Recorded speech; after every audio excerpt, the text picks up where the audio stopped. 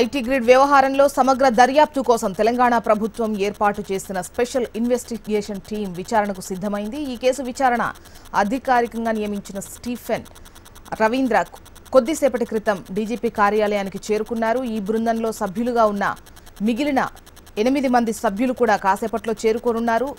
ప్రభుత్వ ఆదేశాల మేరకు ఈ కేసులో ఇప్పటి వరకు వివిధ పోలీస్ స్టేషన్ల పరిధిలో నమోదైన కేసులు విచారణకు సంబంధించిన ఫైల్స్ ను డీజీపీ కార్యాలయానికి చేరవేశారు. డీజీపీతో భేటీ అనంతరం సిట్ బృందం తమ దర్యాప్తు చేపట్టనుంది.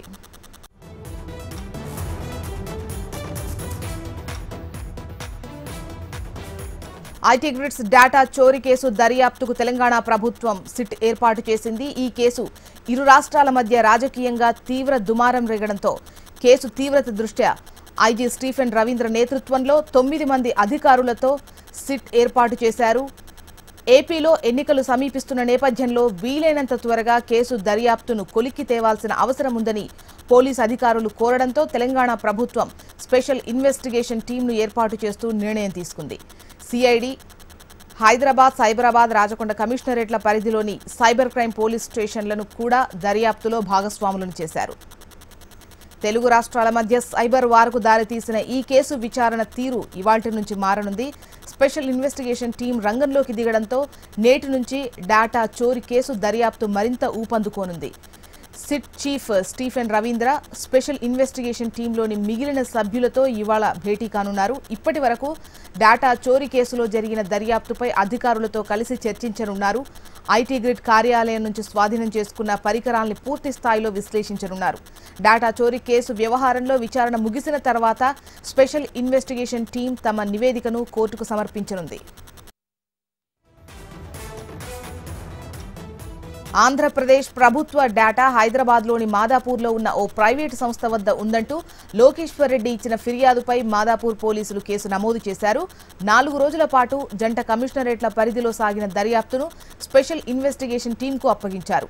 పొరుగు రాష్ట్రంతో ముడిపడి ఉన్న అంశం కావడంతో స్పెషల్ ఇన్వెస్టిగేషన్ టీం ఏర్పాటు చేస్తూ హోంశాఖ ముఖ్య కార్యదర్శి రాజీవ్ త్రివేది ఉత్తర్వులు జారీ చేశారు. తెలంగాణ ప్రభుత్వం స్పెషల్ ఇన్వెస్టిగేషన్ టీం ఏర్పాటు చేయడంతో అటు ఏపీ సర్కార్ సైతం అప్రమత్తమైంది.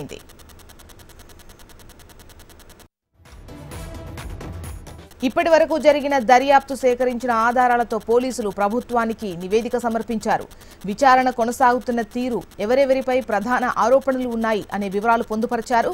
ఏపీ ఓటర్ల మనోగతం తెలుసుకునేందుకు ఐటీ గ్రిడ్ సంస్థ పలు సర్వే సంస్థలకు సబ్లీజుకు ఇచ్చి సర్వే నిర్వహించినట్లు పోలీసులు చెబుతున్నారు. ఈ సంస్థలు ఏవో గుర్తించి వాటిపైన చట్ట ప్రకారం చర్యలు తీసుకోవాలని అధికారులు భావిస్తున్నారు. ఇక దీనికి సంబంధించి విచారణకు సంబంధించి స్పెషల్ ఇన్వెస్టిగేషన్ టీం విచారణ ఎలా కొనసాగబోతోంది, ఇప్పటి వరకు జరిగినటువంటి విచారణ ఏ విధంగా ఉంది, ఇకపై ఎలా ఉండే ఛాన్సెస్ కనిపిస్తున్నాయి, వివరాలు అందించేందుకు ప్రవీణ్ సిద్ధంగా ఉన్నారు. ప్రవీణ్, అయితే ప్రస్తుతం ఏదైతే సిట్ ఇన్వెస్టిగేషన్ కోసం అయితే కూడా ఇప్పటికే అధికారులు అయితే డీజీపీ కార్యాలయానికి చేరుకున్నారని చెప్పుకోవచ్చు. ప్రభుత్వం ఏర్పాటు చేసినటువంటి సిట్లో 9 మంది సభ్యులు ఉన్నారు. ఈ 9 మంది కూడా ఈ రోజు ఏదైతే ఐటీ గ్రిడ్కి సంబంధించినటువంటి కేసు విచారణ కొనసాగే అవకాశం అయితే స్పష్టంగా కనపడుతుంది. ఇప్పటికే ఈ కేసులో ఆధారాలు కావచ్చు, ఇప్పటి వరకు సేకరించినటువంటి డాక్యుమెంట్లు, రికార్డులన్నింటినీ కూడా సైబరాబాద్ పోలీసుల నుండి సిట్ అధికారులకు కూడా చేరవేర్చారు. అయితే వాటి అన్నింటినీ పరిశీలించిన తర్వాత ఈరోజు సిట్ ఇన్వెస్టిగేషన్ మొదలుపెట్టే అవకాశం ఉంటుంది. ప్రస్తుతం అయితే మాత్రము స్టీఫెన్ రవీంద్ర ఆధ్వర్యంలో సిట్ అధికారులందరూ కూడా ఇప్పటికే చేరుకొని పూర్తి స్థాయిలో కూడా ఇన్వెస్టిగేషన్ అయితే కొనసాగుతున్నటువంటి పరిస్థితి అయితే కనపడుతుంది. మరికొద్ది సేపట్లోనే అమెజాన్ తర్వాత గూగుల్కి ఇచ్చినటువంటి నోటీసులకు సంబంధించి కూడా వారు ఇచ్చినటువంటి వివరణ ఆధారంగా కూడా ముందుకెళ్లే అవకాశం అయితే కనపడుతుంది. దాంతో పాటు ఇప్పటి వరకు అశోక్ యొక్క ఆచూకీ లభ్యం కావడం లేదు. అశోక్ కోసం కూడా ప్రత్యేకంగా టీమ్స్ గాలిస్తున్నాయి. కాబట్టి అశోక్ దొరికినట్లయితే మరికొన్ని విషయాలు బయటకు వస్తాయనేది కూడా ప్రస్తుతం అయితే పోలీసులు 9 మంది సిట్ అధికారులు మాత్రం ప్రస్తుతం డీజీపీ కార్యాలయానికి చేరుకున్నారు. ఏదైతే సిట్ ఇన్ఛార్జి స్టీఫెన్ రవీంద్ర ఆధ్వర్యంలో ప్రస్తుతం భేటీ కొనసాగుతుంది. మరికొద్ది సేపట్లోనే ఇప్పటి వరకు ఆధారాలు కావచ్చు, సంబంధించినటువంటి రికార్డులన్నీ పరిశీలించిన తర్వాత ముందుకు వెళ్లే అవకాశం అయితే స్పష్టంగా కనపడుతుంది. దీంతో పాటు మరొక విషయం, ఏదైతే తెలంగాణ పోలీసుల పైన కూడా ఆంధ్రప్రదేశ్ లో కూడా కేసు నమోదైనటువంటి పరిస్థితి ఉంది. నిన్న గుంటూరు రూరల్ ఎస్పీకి కూడా ఏదైతే స్థానికంగా ఉన్నటువంటి టీడీపీ నాయకులు తర్వాత మంత్రులు వెళ్లి కంప్లైంట్ చేశారు. దీంతో తుళ్లూరు పోలీస్ స్టేషన్ కు కేసును బదిలీ చేస్తూ కూడా జిల్లా ఎస్పీ నిర్ణయం తీసుకోవడం జరిగింది. ఇప్పటికే తెలంగాణ పోలీసుల పైన 6 సెక్షన్ల కింద కేసు నమోదు చేశారు. 120B, 418 తర్వాత 180D కింద కూడా కేసు నమోదు చేసినటువంటి సందర్భం కనపడుతుంది.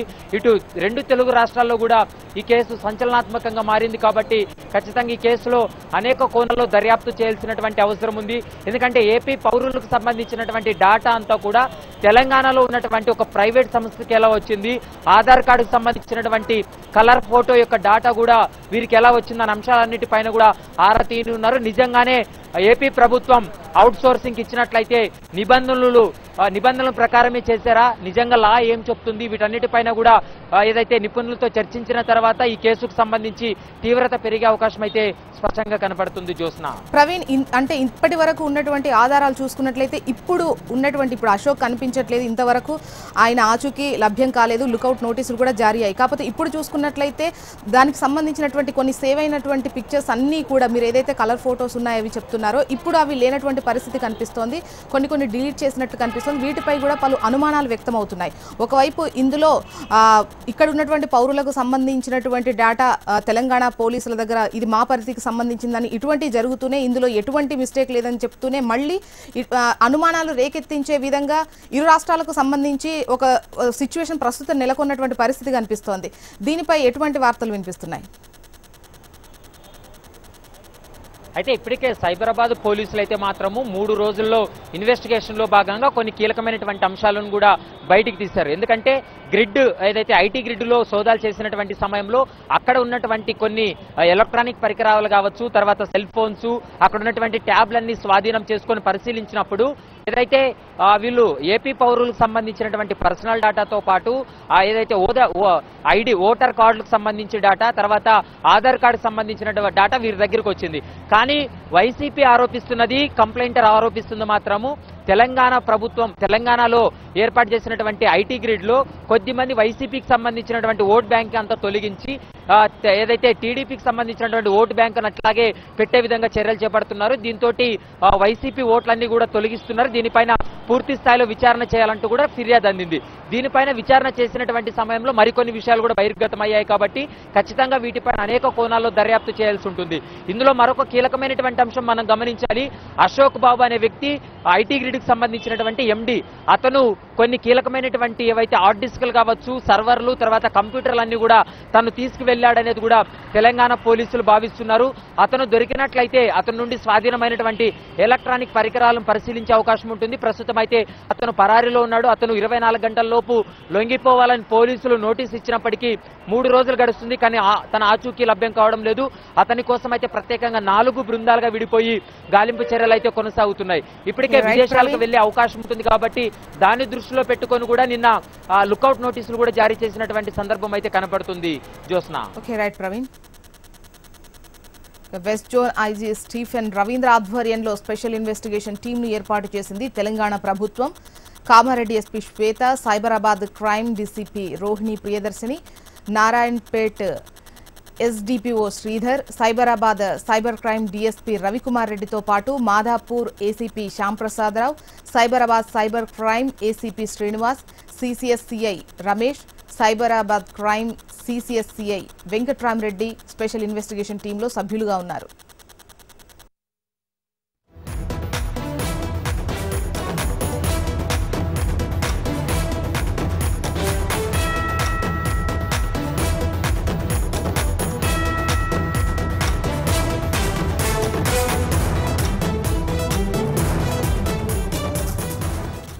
సోదాలు, దాడులు, కోర్టు కేసులు, ఆరోపణలు, ప్రత్యారోపణలు, నోటీసులు, విచారణలుగా సాగిన ఐటీ గ్రిడ్ కేసు మరో మలుపు తిరిగింది.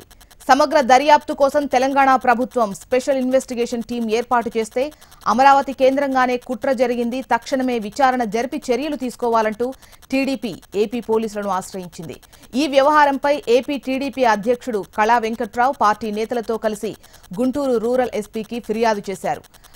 హైదరాబాద్ కేంద్రంగా కొనసాగుతున్న ఐటీ గ్రిడ్ వ్యవహారానికి సంబంధించి కుట్రంతా అమరావతి కేంద్రంగానే జరిగిందని ఈ ఫిర్యాదులో పేర్కొన్నారు. గత నెల 23న ఐటీ గ్రిడ్ కార్యాలయంలో సోదాలకు ముందే తెలంగాణకు చెందిన కొందరు సీనియర్ పోలీస్ అధికారులు ప్రతిపక్ష వైసీపీతో పాటు ఇతర పార్టీలకు చెందిన నేతలతో సమావేశమయ్యారని తమ ఫిర్యాదులో ఆరోపించారు. ఐటీ గ్రిడ్ వ్యవహారంలో తమ పార్టీకి చెందిన డేటాను కుట్రపూరితంగా తస్కరించి వైసీపీకి అందజేశారని టీడీపీ నేతలు ఆరోపిస్తున్నారు. తమ పార్టీని దెబ్బతీసేందుకు వైసీపీ, టీఆర్ఎస్, బీజేపీలు కుట్ర చేస్తున్నాయని ఆ పార్టీ నేతలు అంటున్నారు. ఈ మొత్తం వ్యవహారంలో ఏపీకి సంబంధం లేని వ్యక్తులే ఫిర్యాదుదారులుగా ఉన్నారని టీడీపీ ఆరోపిస్తోంది. వాస్తవానికి ఫిబ్రవరి 23నే ఐటీ గ్రిడ్ కార్యాలయంలో పోలీసులు సోదాలు నిర్వహించినా మార్చి 2న కేసు నమోదైన తర్వాత సోదాలు చేశామంటూ చెప్పడం కుట్రలో భాగమన్నారు. ఈ కేసు విచారణ తెలంగాణ పోలీసుల పరిధిలోకి రాకున్నా కావాలనే కుట్రపూరితంగా దర్యాప్తు చేస్తున్నారంటూ టీడీపీ నేతలు ఆరోపిస్తున్నారు. ముందస్తుగా సిద్ధం చేసుకున్న ప్రణాళిక ప్రకారమే వీకెండ్లో ఐటీ గ్రిడ్ పై దాడి చేసి 4 ఉద్యోగులను అక్రమంగా నిర్బంధించారంటూ విమర్శలు చేశారు. ఈ వ్యవహారంలో హైకోర్టు చివాట్లు పెట్టడంతో వైసీపీకి చెందిన కొందరు కార్యకర్తలతో ఫిర్యాదు చేయిస్తున్నారంటూ తమ ఫిర్యాదులో పేర్కొన్నారు. తీసుకునేటటువంటి మెటీరియల్ని వైఎస్ఆర్ కాంగ్రెస్ పార్టీకి ఇచ్చి ఈ యాప్లో ఉండేటటువంటిది తెలుగుదేశం చేసుకునేటటువంటి పార్టీ కార్యక్రమాలన్నింటినీ కూడా వాళ్ళు తీసుకుని వాళ్ళకి సప్లై చేసి తద్వారా తెలుగుదేశం పార్టీకి ఎలక్షన్లో నష్టం చేయాలనేటటువంటి కుట్రతో ఈ దురుద్దేశంతో ఈ కార్యక్రమాన్ని చేశారు. కాబట్టి వాళ్ళ మీద చర్య తీసుకోవాలి అని చెప్పి ఈరోజు మరి ఇక్కడ రాజధానిలో సంబంధించేటటువంటి ఏరియాలో ఈ కుట్ర జరిగి అక్కడ ఇంప్లిమెంట్ చేస్తున్నారు. కాబట్టి ఇక్కడ ఉండేటటువంటి జ్యూరిస్డిక్షన్లో మరి పోలీస్ స్టేషన్కి మేము కంప్లైంట్ ఇవ్వడం జరిగింది.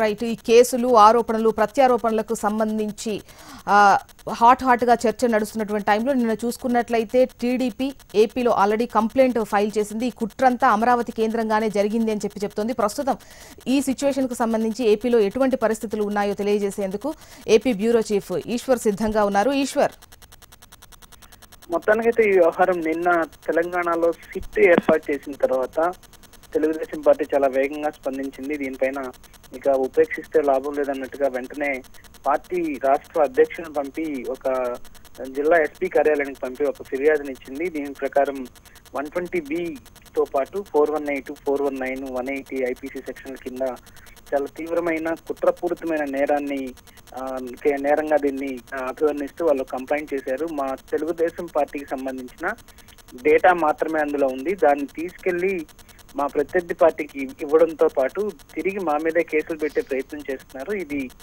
దీంట్లో చాలా కుట్ర దాగి ఉంది. దీని వెనకాల దీనికి సంబంధించి విచారణ చేపట్టాల్సిన అవసరం ఉంది. ఎందుకంటే తెలంగాణ రాష్ట్ర ప్రభుత్వం అయితే ఆంధ్రప్రదేశ్ కు సంబంధించిన డేటా పోయిందని చెప్తోంది. కానీ ఆంధ్రప్రదేశ్ ప్రభుత్వం అలాంటి డేటా ఏమీ పోలేదని స్వయంగా ఐటీ కార్యదర్శి ప్రకటించారు. అలాంటప్పుడు ఈ కంప్లైంట్ బేస్ చేసుకుని వాళ్ళు ప్రభుత్వమే డేటా పోలేదని చెప్పినప్పుడు ఎవరో ఇండివిజువల్స్ ఇచ్చిన కంప్లైంట్స్ బేస్ చేసుకుని ప్రభుత్వం మీద లేకపోతే పార్టీ మీద నిందలు మోపే ప్రయత్నాన్ని రాజకీయ కోణంలోనే చూడాలి. దీన్ని రాజకీయంగానే ఎదుర్కోవాలి. అలాగే కేసులకు సంబంధించి కూడా ప్రత్యామ్నాయ కేసులు పెట్టడం ద్వారా వాళ్ళకి సరైన కౌంటర్ ఇవ్వాలన్న దిశలో అయితే జరుగుతుంది. మొత్తానికి చూస్తే ఈ ప్రక్రియ ఒకవైపేమో వ్యక్తిగత సమాచారాన్ని, రహస్య సమాచారాన్ని టీడీపీ ఓట్లకు సంబంధించి ఓటర్ లిస్ట్ లో కొంతమంది వైసీపీకి సంబంధించిన ఓటర్లను తొలగించడానికి ఈ ప్రక్రియ చేపట్టింది. సేవామిత్ర యాప్ కూడా తెలుగుదేశం పార్టీ కార్యకర్తలకు సంబంధించింది కాదు, కేవలం కొంతమంది బయట వ్యక్తులు దీన్ని ఆపరేట్ చేస్తున్నారు. ఇందులో కూడా సభ్యులు, తెలుగుదేశం పార్టీ సభ్యులు ఎవరు సేవామిత్ర యాప్ లో లేరు. అన్ని ఓటర్ లిస్టులంతా దీంట్లో ఇంక్లూడ్ చేసి ఉన్నాయి. ఆధార్తో అనుసంధానం చేసి ఉండడం ద్వారా కలర్ ఫోటోలు వస్తున్నాయని చెప్తుంటే తెలుగుదేశం దాన్ని ఖండిస్తోంది. తెలుగుదేశం ఆ కలర్ ఫోటోలకు సంబంధించి కూడా తెలుగుదేశం తెలుగుదేశం పార్టీకి సంబంధించిన కార్యకర్తలకి సంబంధించిన సమాచారం. అది మేము ఎప్పటి నుంచో వాళ్ళ కలర్ ఫోటోలను కూడా అప్లోడ్ చేస్తున్నాం. పూర్తి సమాచారం మా దగ్గర ఉంది. పార్టీ కార్యకర్తలకి ఇన్సూరెన్స్ ఇచ్చే ప్రక్రియ చేపట్టిన తర్వాత దీన్ని పకడ్బందీగా తీసుకున్నాం. దీన్ని దృష్టిలో పెట్టుకుని ఆ కలర్ ఫోటోలని ఓటర్ ఐడి కార్డులకు సంబంధించిన సమాచారంగానో ఆధార్ సమాచారంగానో చెప్పే ప్రయత్నం చేస్తున్నారని వీళ్ళు చెప్తున్నారు. సో రెండు పరస్పర విరుద్ధ ప్రకటనలు. అంటే ఈ యాప్ కు సంబంధించి అంటే ఆపరేట్ చేస్తున్న వాళ్ళు ఉదయం మనం ఒక లైవ్ తీసుకున్నప్పుడు అందులో సాయి మాట్లాడించడం జరిగింది. బూత్ కన్వీనర్స్ తో మాట్లాడినప్పుడు మేము వీటికి సంబంధించి అంటే ఏ సంక్షేమ పథకాలు వస్తున్నాయి, మీకు ఎందుకు ఇటువంటి ఇబ్బంది అని చెప్పేసి ఆ పనులు కూడా మేము చేస్తూ జరగడం జరిగిందండి. ఇప్పటి వరకు ఆ కలర్ ఫోటో వచ్చేది ఇప్పుడు లేదు అని చెప్తున్నట్టు పరిస్థితి కూడా కనిపిస్తుంది కదా. మరి దీనిపై టీడీపీ నేతలు ఏమని స్పందిస్తున్నారు?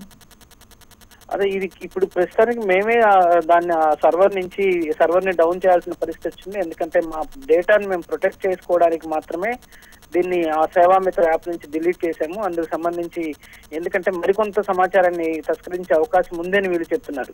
కానీ తెలంగాణ పోలీసులు కానీ తెలంగాణ ప్రభుత్వం కానీ చెప్తున్న విషయం అయితే కంప్లీట్ డిఫరెంట్ గా ఉంది. ఇది కేవలం తెలుగుదేశం పార్టీకి సంబంధించిన వ్యవహారం కాదు. మొత్తం ప్రజాస్వామ్యంలో చాలా కీలకమైన ఓటర్ల ప్రక్రియకి సంబంధించి జరుగుతున్న మోసం ఇది. ఇది బయట పెట్టకపోతే ప్రజాస్వామ్యానికి ముప్పు వాటిల్లే ప్రమాదం ఉందని చెప్పి ఆ యాంగిల్లో వాళ్ళు విచారణ కేసులు నమోదు అవి జరుగుతుంటే ఇక్కడ వీళ్ళు మా పార్టీకి సంబంధించిన సమాచారాన్ని తస్కరించి ప్రత్యర్థి పార్టీకి ఇచ్చే ప్రయత్నం చేస్తున్నారని వీళ్ళు చెప్తున్నారు. సో వీటన్నిటి మధ్య దీనికి పరిష్కారం ఎలా దొరుకుతుంది అన్నది మాత్రం వేచి చూడాల్సిన అంశంగా కనిపిస్తోంది. ఇప్పటికే సిటీ ఏర్పాటు చేసిన నేపథ్యంలో వాళ్ళు అమెజాన్ సర్వీసెస్ వాళ్ళు ఇచ్చే వాళ్ళ దగ్గర డేటాని వీళ్ళు సేవ్ చేసుకున్న నేపథ్యంలో దానికి సంబంధించి వాళ్ళు ఇచ్చే రిపోర్ట్ మీద పూర్తిగా ఇప్పుడు దీనికి సంబంధించిన పూర్తి వ్యవహారం బయటకు వచ్చే అవకాశం ఉంది. అయితే ఏపీలో అయితే మాత్రం వీళ్ళు ఒకటే స్టాండ్ మీద ఉన్నారు. ఈ విషయాన్ని ఈ సిచ్యువేషన్ ను ఏపీలో ప్రభుత్వం చాలా సీరియస్ గా తీసుకున్నట్టు తెలుస్తుంది. మంత్రివర్గ సమావేశం జరిపినప్పుడు కూడా ముఖ్యంగా దీని గురించే ఎక్కువగా మాట్లాడినట్టు. ఎందుకంటే ఇక బకాయిలకు సంబంధించి కూడా ఒత్తిడి తీసుకురావాలి. ఇరు రాష్ట్రాలకు సంబంధించినటువంటి ఇష్యూగానే ఇప్పుడు ప్రొజెక్ట్ అయ్యేటువంటి పరిస్థితి కనిపిస్తోంది. దీనిపైన ఎటువంటి వార్తలు వినిపిస్తున్నాయి? ఎందుకంటే ఒకవైపు మనల్ని ఇబ్బంది పెడుతున్నారు, మనపైన ఆరోపణలు చేస్తున్నారు, బకాయిలన్నీ కూడా అంటే ఏ విధంగా ఒత్తిడి తీసుకురావాలో ఆ విధంగా ఉండాలి అని చెప్పేసి ఒకవైపు కంప్లైంట్స్ ఇవ్వడంతో పాటు ఇంకా ఏ విధంగా ప్రభుత్వం తన స్టెప్స్ వేయబోతోంది? ఇది ఖచ్చితంగా రెండు పార్టీల మధ్య వ్యవహారంగా ఉన్నప్పటికీ ఇది రెండు రాష్ట్రాల మధ్య రెండు ప్రభుత్వాల మధ్య వ్యవహారంగా చిత్రీకరించే పరిస్థితి కనిపిస్తోందన్న ఆరోపణ అటు ప్రత్యర్థి పార్టీ నుంచి కావచ్చు లేకపోతే తెలంగాణ ప్రభుత్వం నుంచి వస్తుంది. గతంలో కూడా ఓట్ నోట్ కేసు విషయంలో కూడా వ్యక్తిగతంగా తెలుగుదేశం పార్టీ చేసిన కార్యక్రమాన్ని ఇన్వెస్టిగేట్ చేసే క్రమంలో అది రెండు రాష్ట్రాల మధ్య ప్రమాదంగా రెండు రాష్ట్రాల మధ్య వివాదంగా చిత్రీకరించే ప్రయత్నం అది చేసిందని చెప్పి తెలుగుదేశం పార్టీ చెప్పడం జరిగింది. మొత్తానికి చూస్తే ఇది రెండు రాష్ట్రాల మధ్య వ్యవహారంగానే మారే అవకాశంగా చాలా స్పష్టంగా వివాదంగా మారే అవకాశం కనిపిస్తుంది. తెలుగుదేశం